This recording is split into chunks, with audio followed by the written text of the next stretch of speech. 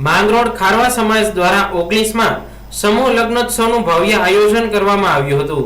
માંગરોળના બંદર વિસ્તારમાં રામલીલા મેદાન ખાતે 10 દંપતીઓએ પ્રભુતામાં પગલાં માંડ્યા હતા।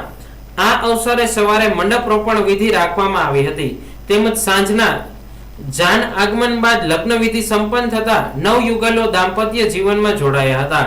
ત્યારબાદ સમૂહ ભોજન સમારંભમાં તમામે ભોજન લીધું હતું।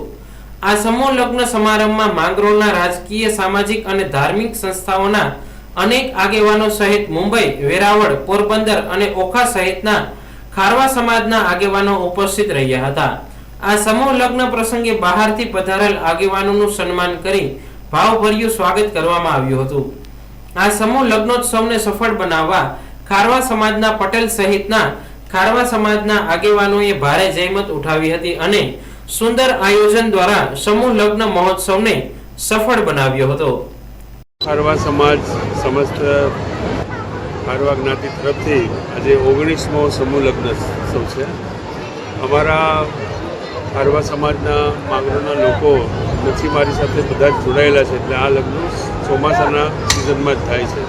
31 મેથી અમારી સિઝન બંધ થઈ છે, એટલે આ બંધના દિવસોમાં સમૂહ લગ્ન સમાજની એકતા માટે, સમાજમાં ખૂબ થતો ખર્ચ બંધ કરવા માટે, સમાજમાં રહેલા અંધશ્રદ્ધા, દારૂના દૂષણો કેવી રીતે ઓછા થાય, બંધ થાય એની કાળજી લેવા માટે સમસ્ત સમાજના આગેવાનો એક થઈને સમૂહ લગ્નનું છેલ્લા 20 વર્ષથી સતત આયોજન કરે છે।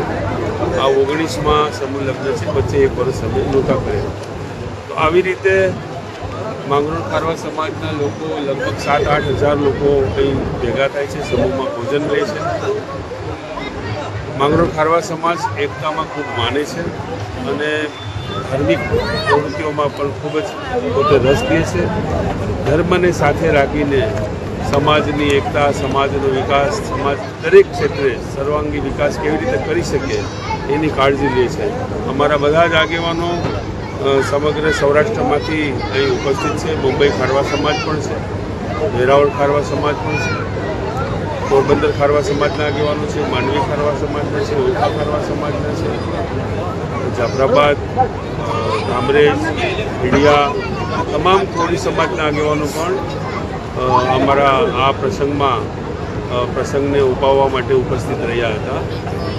પ્રસંગ લગભગ મોડે સુધી 12 વાગ્યા સુધી લગ્નના ફેરાની વિધિને બધું થશે અને બધા જ આગેવાનો અહીં ઉપસ્થિત રહેશે। અમે બધાએ સમિતિઓ બનાવીને તમામ વ્યવસ્થાઓને અલગ અલગ જવાબદારી બધા કાર્યકર્તાઓને અલગ સોંપી અને કોઈ પણ પ્રકારની ખામી ના રહી જાય એની પૂરતી કાળજી લીધી છે।